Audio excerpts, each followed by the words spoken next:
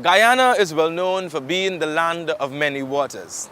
It is also known as being the land of six peoples, each contributing their individual cultures to form a mosaic that is the Guyanese culture.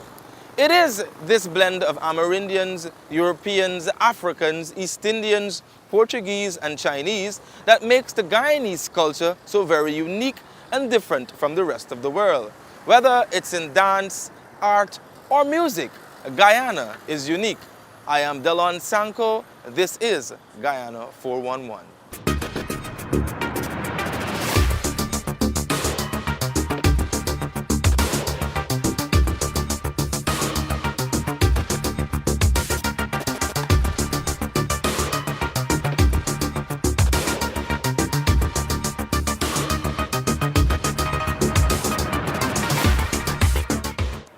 Culture is the beliefs, customs, and art forms, among other things, that gives a country's distinct identity.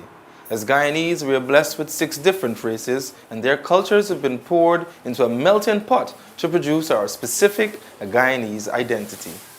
In defining, preserving, and promoting Guyana's culture, the Ministry of Education has begun the process of creating a draft document that will be used as a guide. That document is the National Cultural Policy. Tasked with creating the document is Cultural Policy Advisor Ruel Johnson. Johnson says that cultural preservation is critical and involves several complementary processes.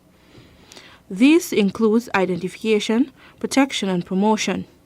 Johnson says promotion of one's culture is the most important process as it is a key to keeping the culture alive. The policy itself is a framework policy. It necessitates the creation of what I call supplementary policies on language, creative industries development, it necessitates legislation, etc. My task, at least over the next 3 years, is to ensure that these are developed and put in place. Johnson says that in crafting the cultural policy, they will be looking to form partnership with regional and international bodies. We will hope to partner with regional departments of culture in the development of the cultural policy and with international organizations that can give us guidance, regional organizations as well as international, so that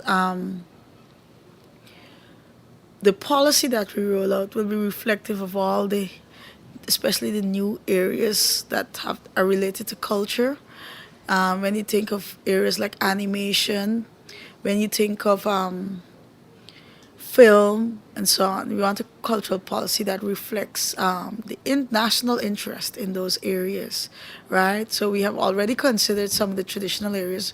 We're now looking towards inclusion for the new areas, and we need to look at what the region has been doing as a way, to help formulate ours, while at the same time maintaining our focus on being an emerging green state. The influence of foreign cultures have impacted the Guyanese culture. Influences came via the television, smartphones, the internet, and even languages. Johnson says that the key to preserving and promoting the Guyanese culture is to try and reach people using the same mediums they enjoy on an everyday basis. The interests of the young people who always are the future generations, it changes with time. So you find that we had this rich cultural experience in the 60s and 70s in Guyana. And that's because more people paid attention to what was going on around them. There was less television around. Now people spend more time on their smartphones and their tablets and so on. So we now have to start thinking about developing strategies to reach them using these new mediums, right? Smartphones, tablets, television, to keep them engaged in the culture still and to keep the culture vibrant, while still allowing them to enjoy their interests. When speaking of cultural preservation, it is important to recognize that language plays a major role in defining one's culture. While Guyana is well known for being an English-speaking country, it is important to remember that we are made up of 6 different ethnic groups who came from various parts of the world. One of those groups is the indigenous people. They have 9 different tribes, each speaking a different language. However, the languages of the indigenous peoples are dying. Indigenous language culture has been neglected to the point of being critically endangered in Guyana. One of the key projects I'll be looking at is a collaboration between the ministry, UNICEF, the Jesuit community, and 3 pilot indigenous communities in bilingual early childhood education. And how it is that, and this is why one of the key areas we focus on is in culture and development, and looking at education as a component of that. The Ministry of Indigenous Peoples Affairs has also been working to preserve the indigenous language. In 2016, a number of indigenous villages embarked on preserving their native Wawa language through a language project supported by the ministry. In Whitewater Region 1, 50 youths graduated from the language project. Minister within the Ministry of Indigenous Peoples Affairs, Valerie Garrido Lowe, says that the government will continue to support the revival of indigenous languages across the country. They can say the pledge and they can sing a song and so on, and that is, the people of Whitewater are Warraws, and their parents used to speak Warraw, their grandparents, and they have neglected their language. So I was telling them that their language is part of their identity, and it's something to be proud of. Never be ashamed of who you are. So the Ministry of Indigenous Peoples Affairs will continue to support that program across Guyana for the indigenous nations that somehow managed to lose their language. The minister urges the graduates to preserve and promote the language they receive by sharing it with persons within their community. Each one of the 50 of you came from several different homes. If you can teach your brother and sister the song that you have learned, or if you learn to say, "How are you? Fine, thank you." If you teach them that, it will spread from 50 homes. Therefore, soon, everybody will start speaking Warraw again. The Caribbean's biggest stage for cultural activities, the Caribbean Festival of Arts, commonly known as CariFesta, aims to depict the history and cultural art forms of the peoples of the region, their heroes, myths, tradition, beliefs, creativeness, and ways of expression. It showcases the similarities and differences of the people of the Caribbean.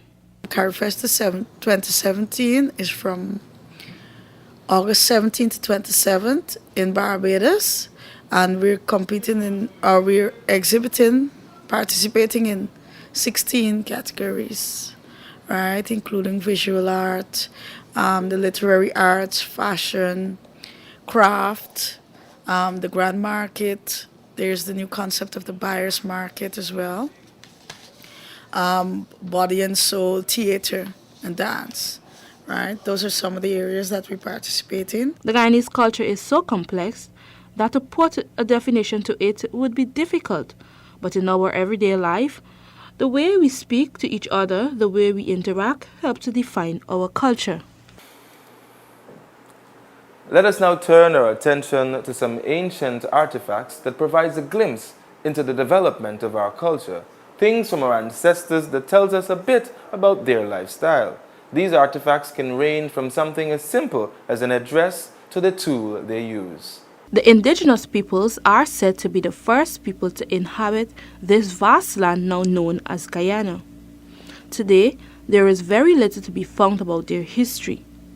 Artifacts that would tell us about their early years here have been mostly destroyed. The little that can be found are not properly documented or preserved. Minister within the Ministry of Indigenous Peoples Affairs, Valerie Garrido Lowe, is urging Indigenous people to break away from the bad habit of destroying the history of our ancestors. As a people, as an Indigenous people, we don't have very much documented of our history. So many of us are here for so many years. Like I went to Ishalton and I saw the petroglyphs on the rocks.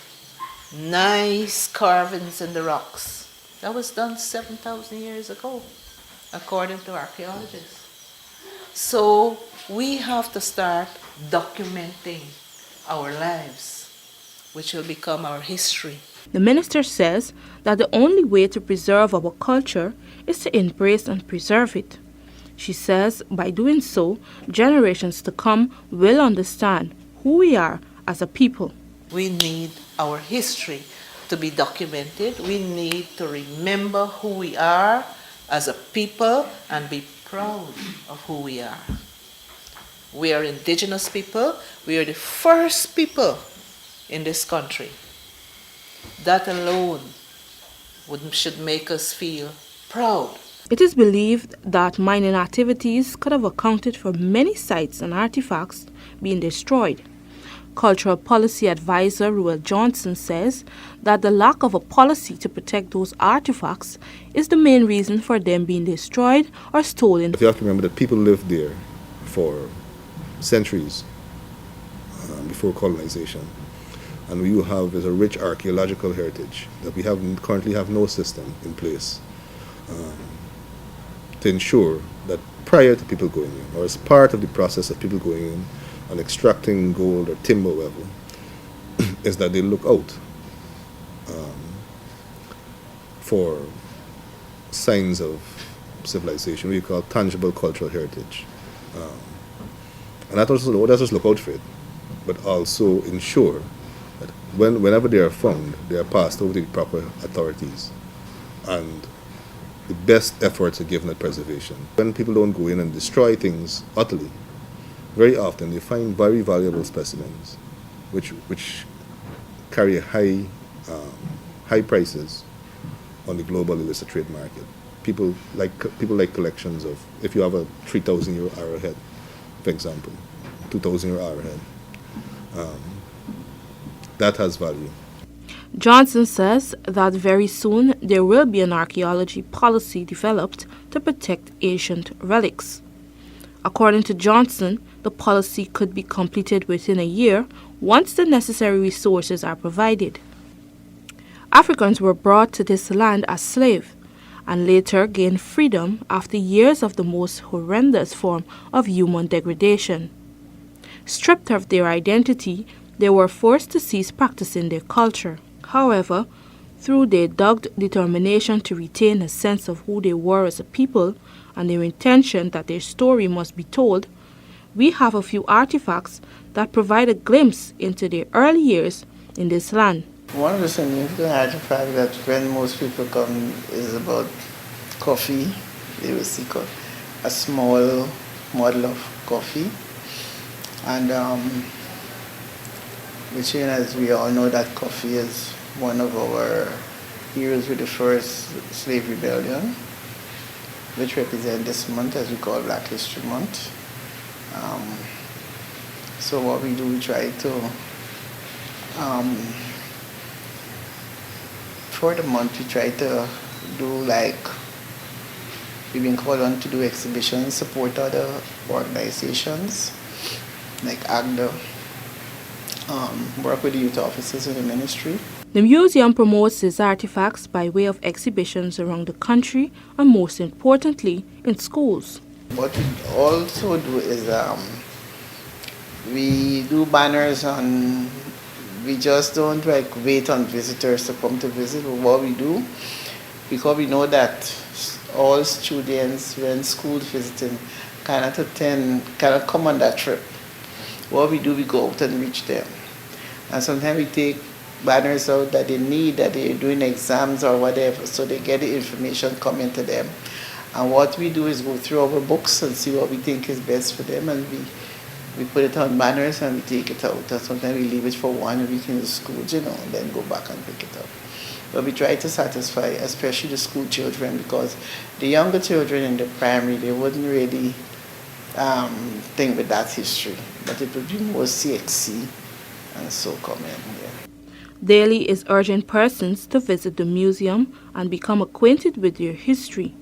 According to Daly, knowing about the lifestyles of our ancestors can influence how we live our lives. Knowing the history and getting familiar with it, and when you realize that, okay, our ancestors did a lot of work for us that is leave back, and that we're not paying much attention to, we ought to pay attention to the things that our ancestors did, or like the canals, you see all the different things that they leave back for us, or like the villages, like our backlands and these sort of things. Our ancestors, fought for those villages, and we ought to care them, we ought to look after them, we ought to pay more interest in our village and keep it clean.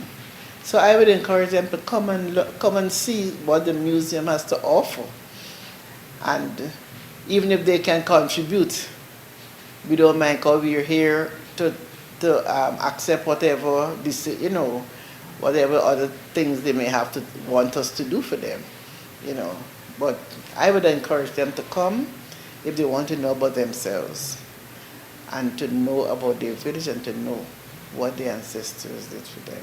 Guyana's National Museum is where you find and lay artifacts from the other peoples of Guyana.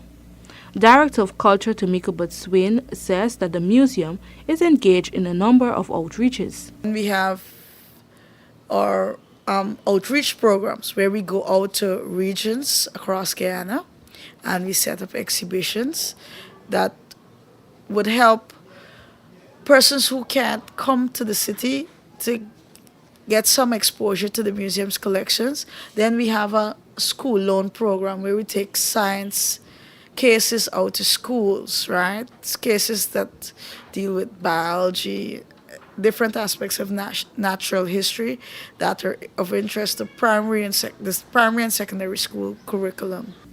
Boatswain gives us an insight into some of the items housed at the National Museum. Our elderly folks may be familiar with some of them. You have the crafts section, and in it we look at crafts that were done by hand back in the days, and now you have buck beads, buck bead chains, you have calabash craft, you have coconut craft. We have a hammock that's recycled crocus bag or rice bag, a patchwork quilt, and a straw grass skirt. We have also on display some childhood games. Long ago, we recognized that children were very resourceful, and we're paying tribute to that resourceful, ingenuitive creativity that they use to find entertainment. We have things like the tire roller, like cricket. They used to play cricket using the coconut branch bat and old zinc. The marble, we look at the marble, we look at jacks, how they used to play jacks long ago with the deodorant ball and bricks as opposed to modern day. And to bring back some of the memories, some of the old people will remember them, but the children of today, with their technology and so on, they have no clue. Knowing our past helps us to define our future. It was the great philosopher Plato who said that music is a moral law. It gives soul to the universe, wings to the mind, a flight to the imagination, a charm to sadness, and life to everything. Music can be defined as the art of sound that expresses emotions through melodies, rhythm, and harmony. While some may use it to relax and ease their minds, others use it for excitement and jubilation. As Guyanese, we enjoy folk songs, chutney, soca, reggae, calypso, dancehall, and are inclined to instruments such as the steel pan and drums. Music is a part of who we are.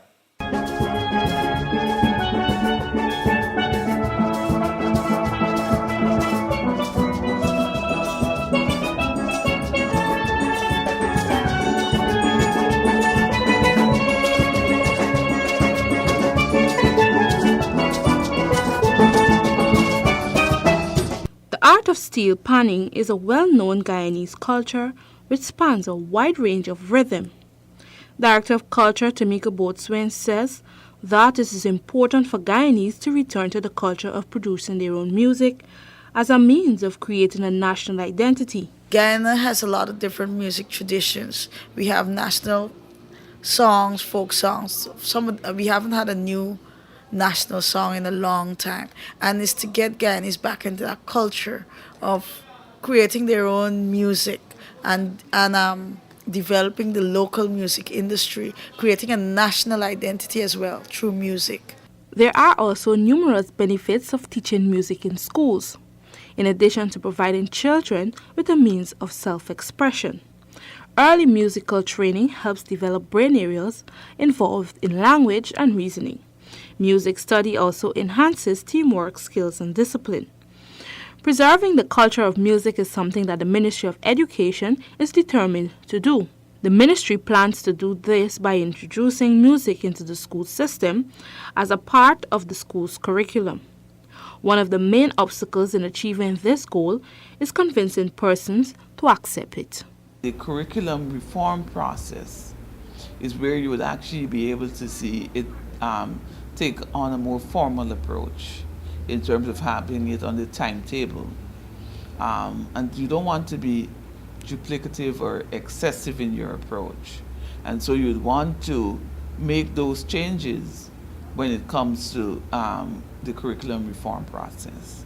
Nonetheless, what we've asked the program heads to do, and that has been since 2015, is to ensure that they continue to place a lot of emphasis in terms of raising awareness on the importance of sports and the importance of music for young children and how it can be used as tools in terms of human development. The National School of Music was established in 2011 and is managed by the Ministry of Education, Department of Culture, Youth and Sport.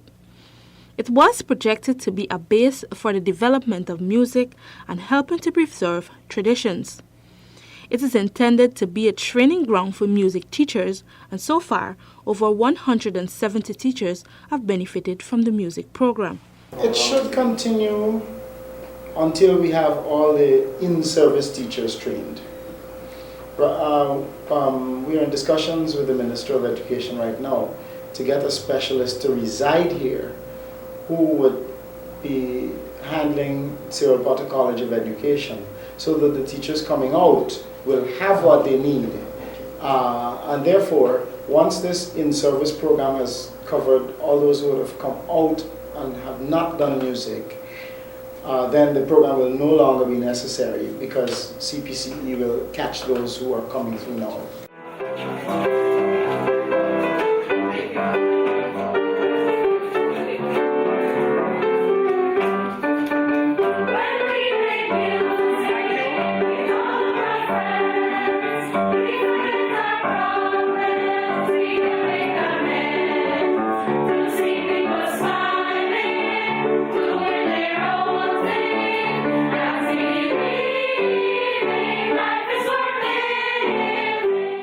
Teachers from Region 1 and 2 say that over the course of the year, they have learned to play a number of instruments and how to play national songs using their instruments. Their main aim is to share what they have learned with their students. We've been learning different things in music. We've been learning the major and minor. We've been learning national songs.